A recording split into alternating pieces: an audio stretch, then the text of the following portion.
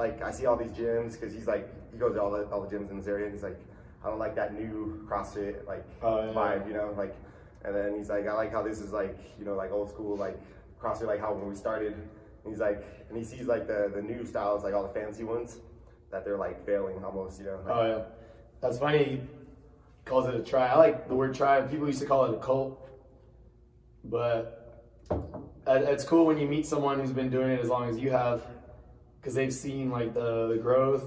They see how gyms like they almost changed the CrossFit methodology, but still call it CrossFit, which call it what you want to call it, but I guess CrossFit's anything.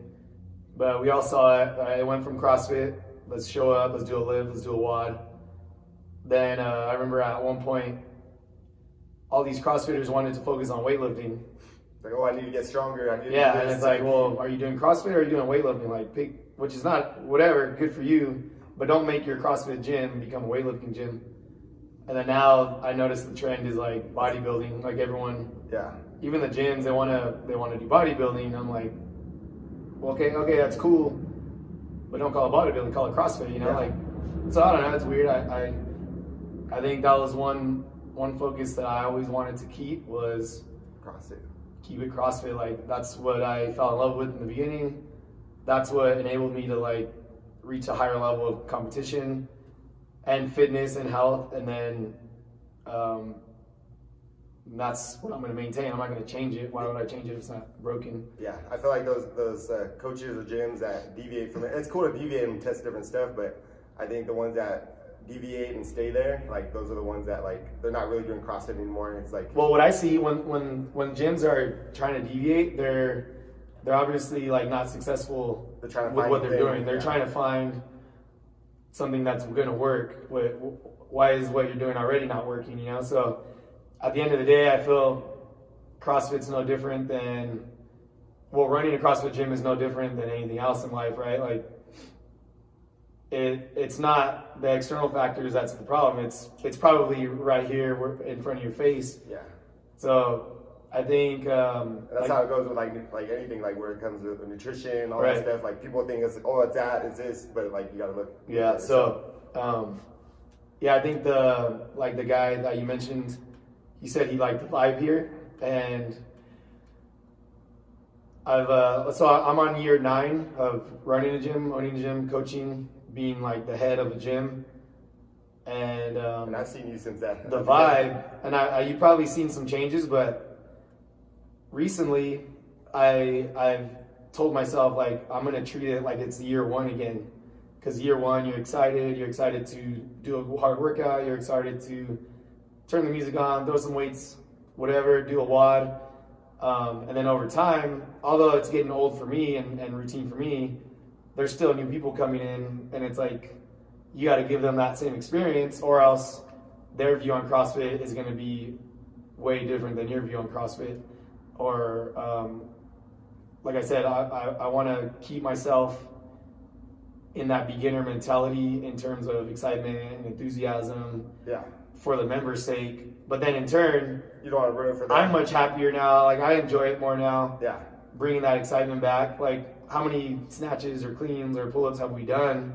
How's it going to be excited 10 years later? Like, so, and now it is, because I'm putting myself in that beginner's mentality again, and making sure that the person who walks in the door for the first time gets the same first impression that I had.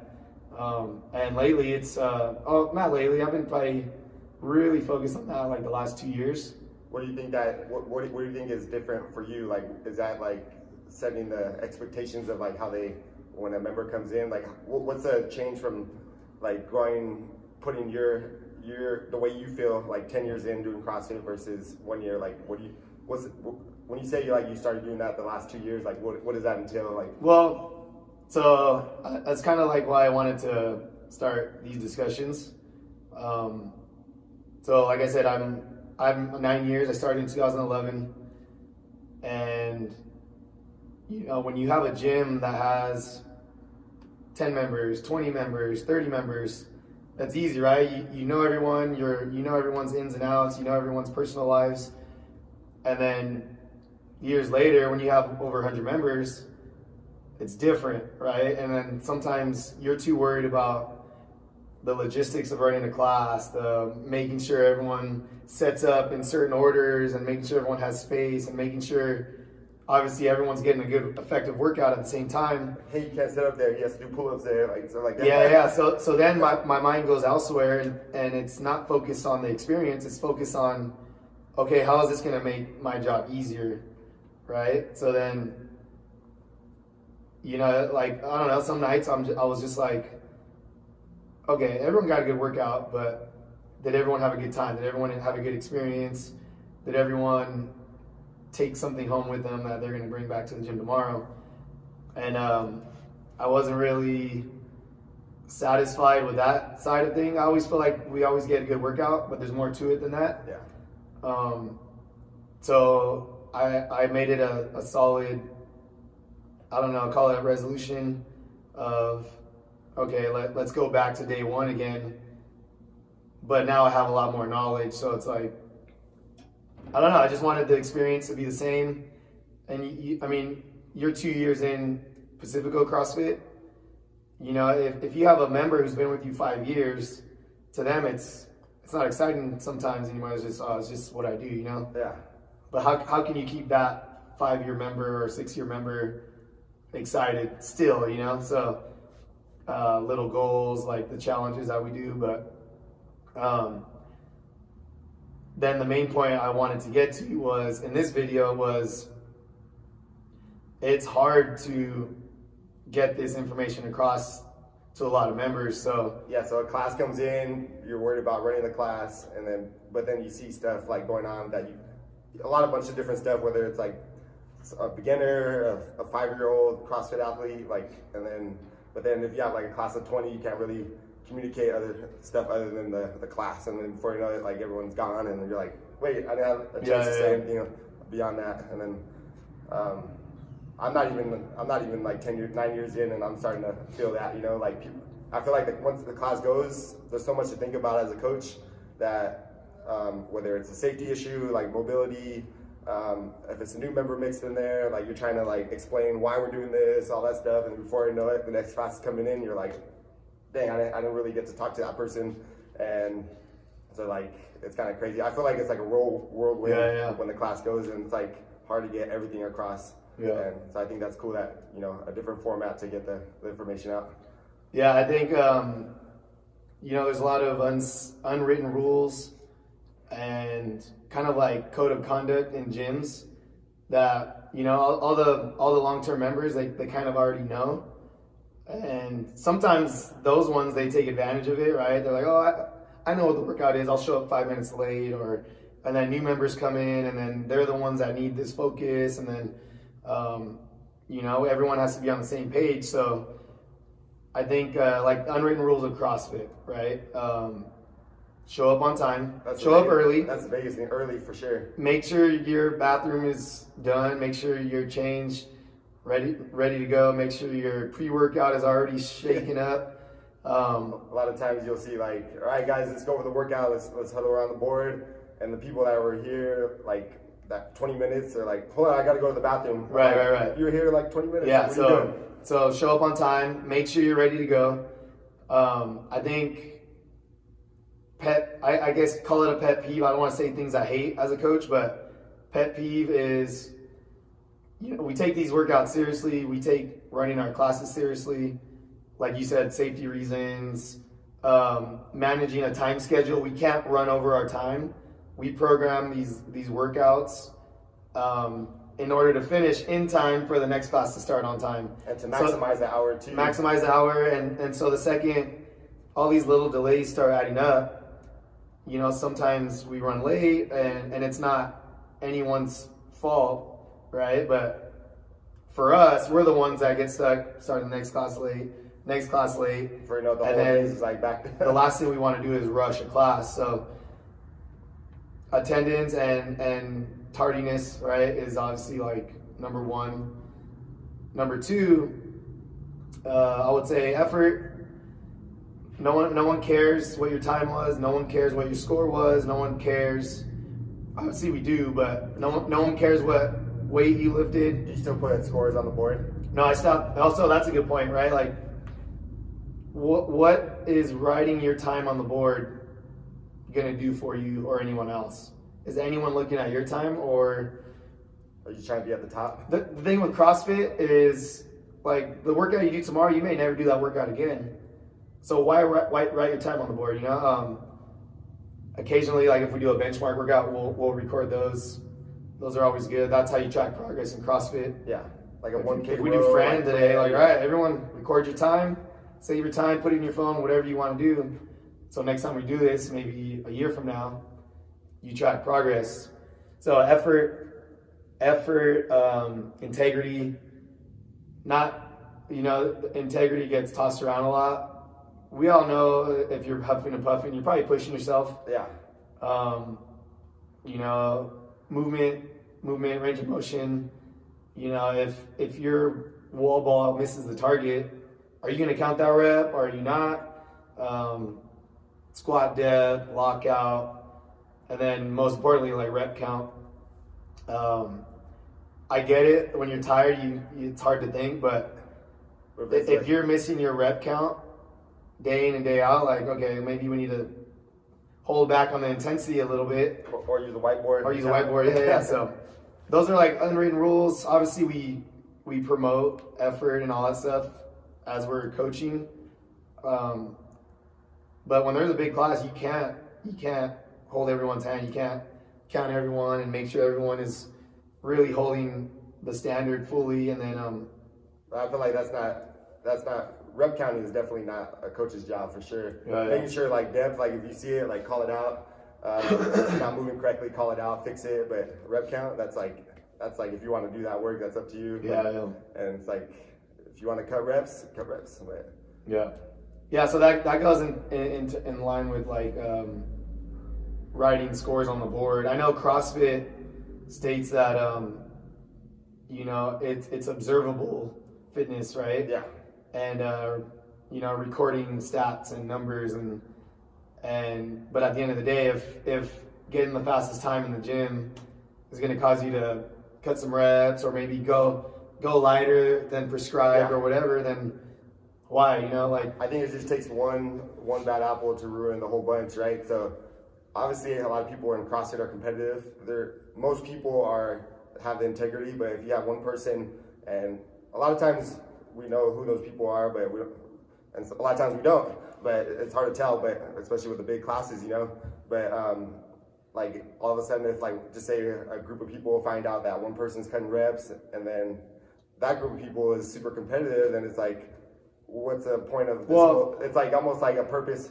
It creates a bad energy, right? So it's like, what the heck is going on? Like people don't even know how to deal with it. Yeah, well, when someone cheats, like everyone knows, right? It's not like when you do it long enough, if someone finishes 50 wall balls in a minute 10, it's like, okay, a minute 10, come on. Like we know how long stuff takes, but that's on them, right? If someone cheats, like they're only affecting themselves, but the energy that it creates once people start finding out, there's a bad energy now, right? Like now there's a bubble around a certain person or whatever, and then everyone's just kind of like whatever. And you don't want that, right? You don't want anyone to be like pointed out or even like have a bad reputation in the gym. Yeah. But then at the same time, like what are you gonna do? I guess it depends on the scenario, but that's that. I think that definitely changed for me going from like a smaller gym to a bigger gym. When it's a smaller gym, you could, like you're focused on people, you can call someone out, or occasionally I have classes of like 20 to 25 people. And you gotta imagine like there's a lot going on. Like you need like a certain level of focus. Yeah, I turn into like Terminator. Like you start scanning, like you have like this blurry scan. And then you look like okay, someone needs help here, and you get good at that over time. Like you can kind of like, the best quote is, you're looking for things you don't want to see and you're listening for things you don't want to hear. Because those are the people that either need help or want your help or are doing something they're not supposed to be doing. But with that said is like, what about like things that are going good? Like No, okay. Yeah. So that's on the other side. And anytime I have like someone coaching for me, I'm like, hey, like don't say the negative. Everything that comes out of your mouth should not be negative. Everything shouldn't be positive. But if there's a negative coming out of your mouth, it should always start with a positive, right? Yeah. So if someone has a technical error, say, hey, so-and-so, hey, great job with your hip extension, but on this next one, let's try to focus on this and that, right? Over and all that stuff. If it's always negative, someone gets discouraged or they, mentally could be like discouraging, or they could give up even, so that's our job to, have criticism, but not like in a demeaning way, so I don't know, it's just, there's a lot of things that go through our heads that sometimes you're like, I gotta. In your head, you're like, okay, I know this, but maybe sometimes it's good to like let people know. Yeah. Then there's when it comes to like being a good member too, take what we say and apply it, right? How many times have you corrected someone's form and then they go back to just what they were doing? Yeah. So what does that say to you? I was like, okay, well, thanks for your help, but no thanks. Yeah.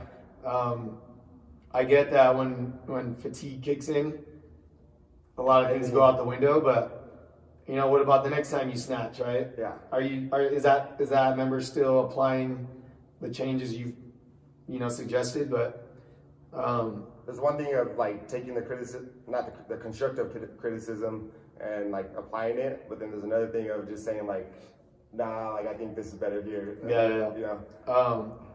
Yeah. I mean, so I think we both competed like a lot, and I could see in the beginning how when I was at a peak competitive level myself, I transferred that competitiveness to my classes. So if someone cheated or someone like didn't give effort, I would get mad. Like it would affect my day. It would possibly like carry over into my attitude towards certain people even after that class. And that was, I think, one of the big changes I made. Like I said, like let's take myself to day one again. Like the changes that you said. And something I tell people all the time, because there are people who are competitive by nature. They keep missing a lift or they keep missing a muscle up or whatever, and they get mad. They're like, they throw fit tantrums. Yeah. Well, that's definitely us. And the thing I've been saying a lot lately is, hey, who cares, right? Like, this is your stress relief. Don't allow this to become your stressor, right? Yeah. Like, come in. If you can't do a lift, who cares? Like, take the weight down or move on, Yeah. So that's like one of the big changes the last couple of years when I said, make it positive, make it like day one again, is I have expectations for all members, and all it is effort and integrity and like an honest attempt to get better. Yeah. But I'm not holding them to the expectation of the competitive standard right there. If you're not working 100%, you didn't have a good day, some people had a 13, 14-hour shift. Some people just want to sweat it out. Didn't get to eat at lunch today, or some people have kids, and I get it now. So if you show up, listen to me, let's put some effort in.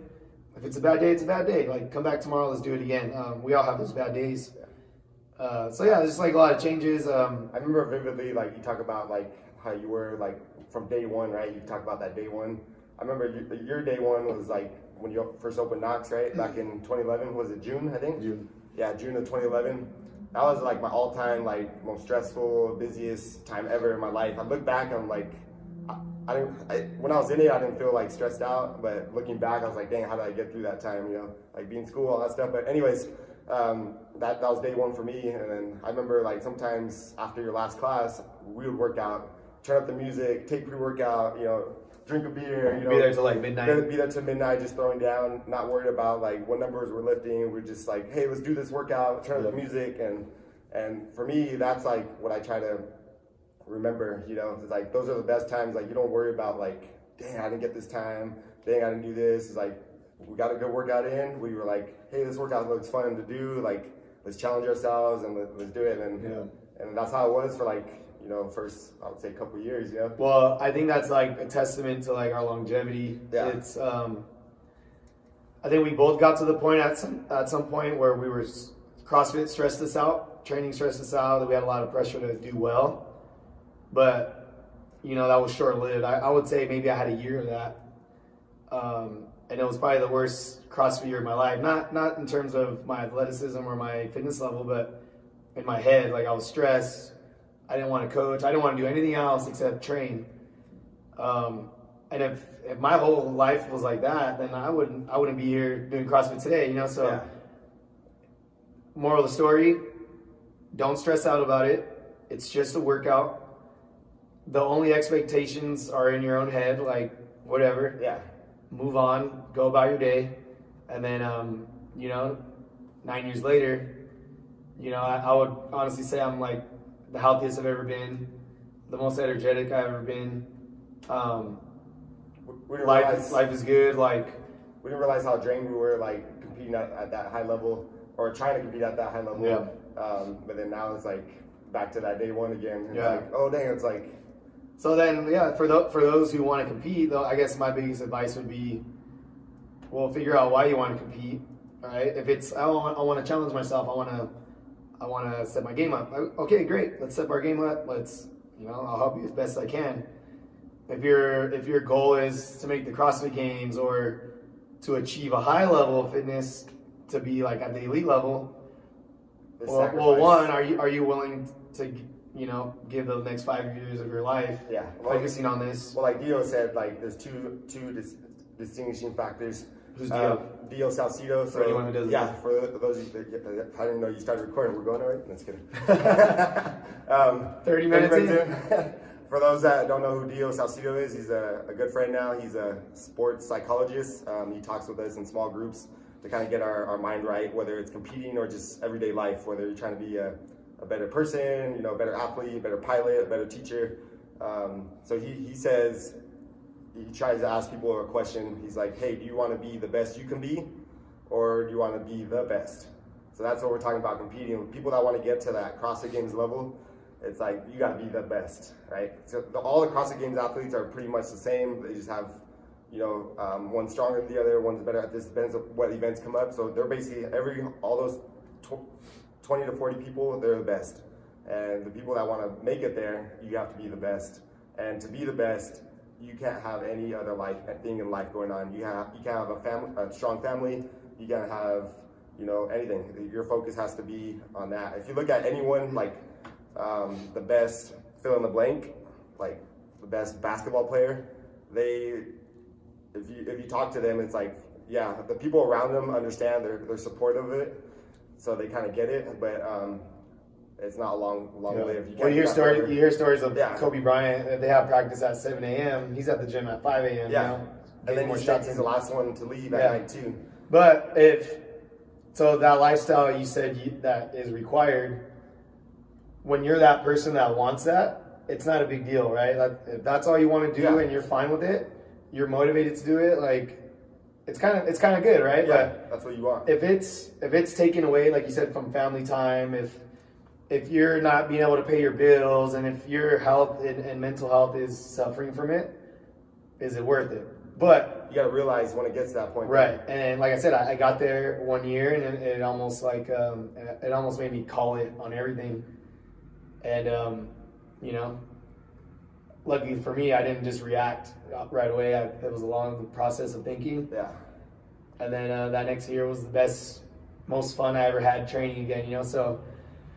So we're kind of like going around, but I think it's good topics, and coming from like two gym owners who have both been doing CrossFit for nearly 10 years, which sounds like a long time, but it's not, right? Like, there's different stages of our CrossFit careers, and the learning's always there. The evolving factor is always there. I feel like for you, like you're continuing to evolve, and it's like, if you try to stay the same, you can't stay the same. Yeah. So for all our members, for anyone who's considering, the first thing I tell people when they come into my gym now is, one, it is hard work. So if you like to work hard, you'll love it. 2 is probably the hardest pill to swallow. It may take you years to achieve your goal, right? If someone comes in, they're probably motivated right now. They're probably thinking like, okay, 3 months, I want to lose weight, I have a vacation coming up, whatever. I'm like, then what? 3 months is nothing. Like, and I'm real with people. I'm not a salesman. I'm not saying whatever it is to get them to sign up. I'm real. I'm honest. I say it's hard work, right? It takes time. The things you do outside of the gym are probably more important than what you're doing in the gym. The 1 hour here, 4% of the day, right? Yeah, and then like I said, the hardest one is, what's your goal? Oh, to lose 50 pounds. Like, okay. Well, so would you say patience? Are you okay to give the next 2 or 3 years of your life to achieve this goal? Or is it something you want right now? And like, I always base my response to their answer, right? Like, most people want it right now, right? We all want it right now. That's why we're here. But let's be real here. Like, if you lose 50 pounds in a week or a month, that's not healthy. And 2, you're probably gaining right back, right? So one thing I realize is patience, right? So I feel like Peach, our mom, has taught us a lot of patience, but people don't understand the concept of patience. They think they do. So like, for example, I mentioned patience to someone that came in. They're like, oh, I have this, like a vacation coming up. But then after that, I still want to continue that. And I was like, then I mentioned the word patience. I was like, you just gotta be patient. And then they're like, yeah, I'm down to give it 3 to 6 months. That was their idea of patience. Yeah. And it's like, I feel like people got to reconstruct their idea of what that actually means. Like, you say 2 to 3 years, and that's like minimum. Right. That's like. So I always use myself as an example. I had when I started CrossFit competing, I had a goal, and it took me my 3rd full year to achieve that goal. And I tell people, like, imagine if I would have quit after 3 to 6 months. I would have never even got close, right? So my biggest advice, one, embrace the journey. It's going to be up and down. Goals are great and all, but 1, if you reach that goal, then what? 2, if you don't reach that goal, then what? So I tell people, have your only goal to be to show up, regardless of how you feel, and to not give up. To not give up, right? Talking about Peach, our mom, and even our dad, I remember, I guarantee you, in 2011, when they started CrossFit, they only did it to support us, right? Or to support me, because I had a gym. Yeah. Dad wasn't walking like, oh yeah, let's go do CrossFit. He's like, oh shit, let's go, He even said that now. He admits it. Himself to go there. He admits it, but he made it his job, like he brushes his teeth. He's been doing it 8-9 years now. He's a 62-year-old who's fitter than most people our age. He's healthy, and his only goal is Monday, Wednesday, Friday. He's gonna go out 6:30. That's it. Like clockwork. Right? He doesn't care what he's squatting. Obviously, he lifts, and the numbers are not too significant for his day at the gym. He works hard, and then he goes home, and that's it. So he's healthy. If you see my dad and even my mom, like I said, they're more fit than most people who are in their 20s. Well, Pops, both of them, they're more fit now at their age now than when they first started. So obviously you would think that like they got better. Yeah, they're older, but then they're fitter. They're getting to the point where Pops at least was getting to the point where like he was just sit down and watch TV and like they are both mobile. Yeah, they're both considered senior citizens, right? So that word, senior citizen. What do you think of, right? You think of someone who could barely walk, someone who's in a wheelchair, someone who's getting discount meals, right? Like, when you meet our parents, they have more energy than anybody, even probably more than us, like anyone I know, and it's inspiring, but at the same time, there's no excuse. Anyone can do it, right? And then,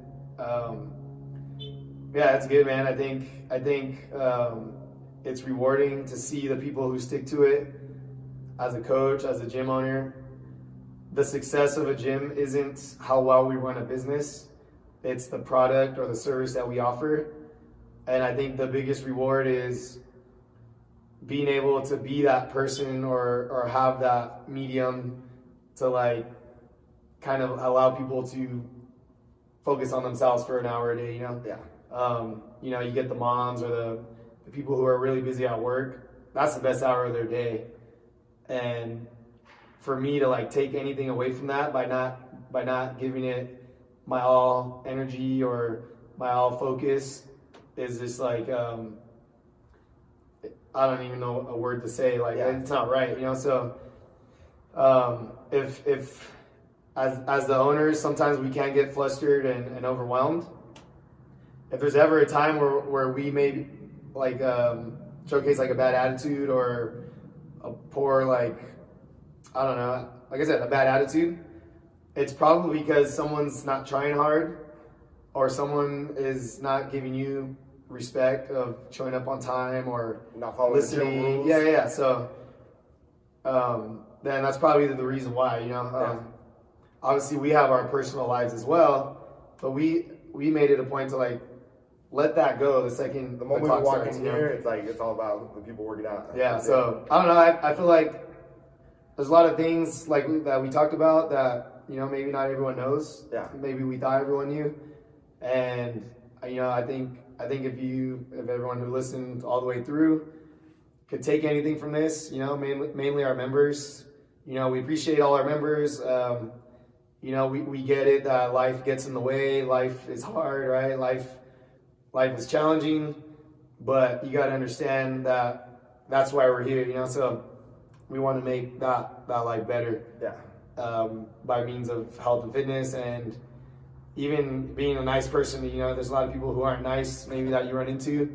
So yeah, I mean, I think I don't know, call this a podcast or a video or a public service announcement, but we'd like to do some more. And if you guys have any suggestions or topics or anything you want to hear from us regarding, I mean, I'm down to talk about anything, but anything fitness related, let us know. And then maybe in a couple weeks we'll do another one, and then we'll see how we go from there. Keep it going. All right, we done? So, let's talk about something else. We can cut it right here. But, no, we'll just cut it and add it to the end. But that's it. Yeah. Boom. One thing, so we didn't talk about like the like walking into the gym, like going over the whiteboard and stuff like that. Let's just touch on that. All right, so a CrossFit gym is different than other gyms.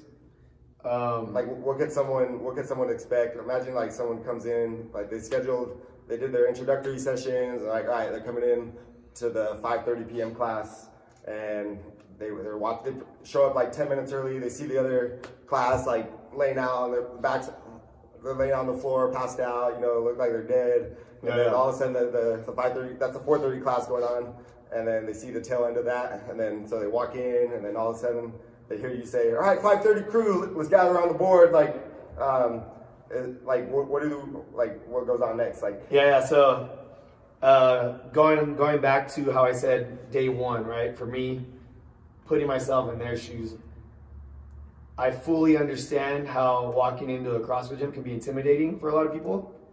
Guys, girls, ex-military, like it doesn't matter, right? It's different.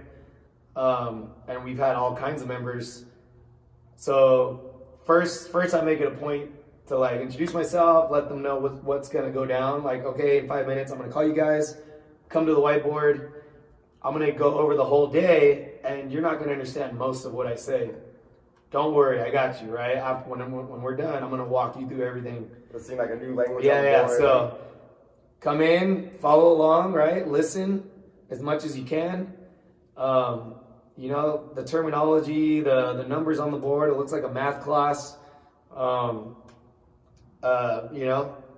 Your coach will walk you through everything.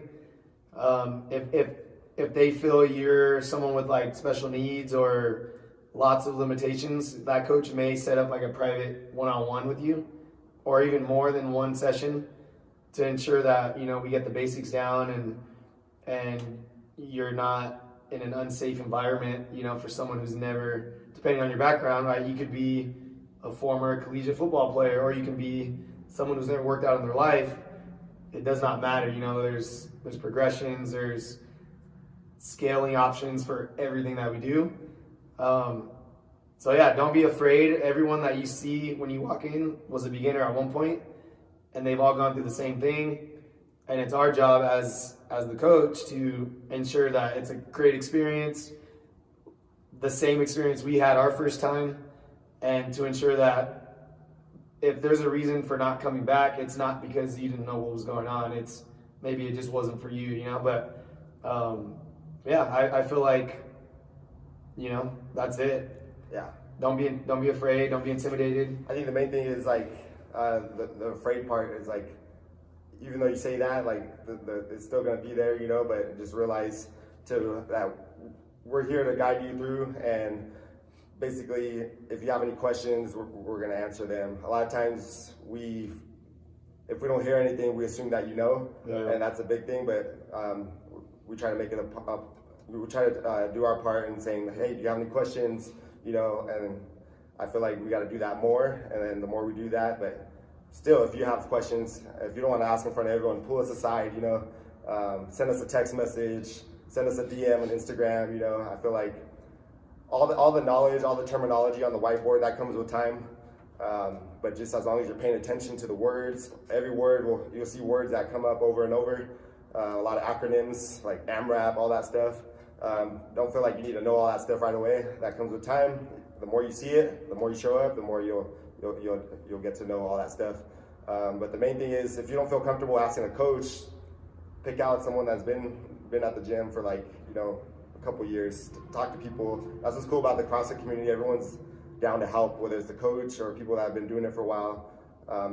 They can help you. You know, if you don't feel comfortable asking the coach or don't feel, just ask someone. No one's gonna be like, figure it out on your own. You know, like, we're all here to get better, and that's what's cool about the CrossFit community is like, we want to see everyone get better, and we all get better together. It's a team effort, right? Anyone who's played a team sport, a CrossFit class feels like a team practice. You know, like everyone's doing the same workout, everyone's motivating each other. There are times of chit chat, right, during lifting or whatever, but when it's time to work, everyone's working, you know. So yeah, it's a great experience. It's a great fitness methodology. The goal is to be healthy, to fight metabolic disease, to enjoy life, and make it the best hour of your day. That's it. You got anything else for today? Just little things like, I think that's it. That's it. Like I said, you guys have anything that you want to hear, you know, we're going to do some discussions. Maybe we'll try to bring in some guest speakers. We know a lot of people in the community. Yeah, let us know if you guys want to know about anything from us, the experts that we are in our own rights, right? So, all right. There it is. Oh, I got it right here. That was good timing. 38 minutes.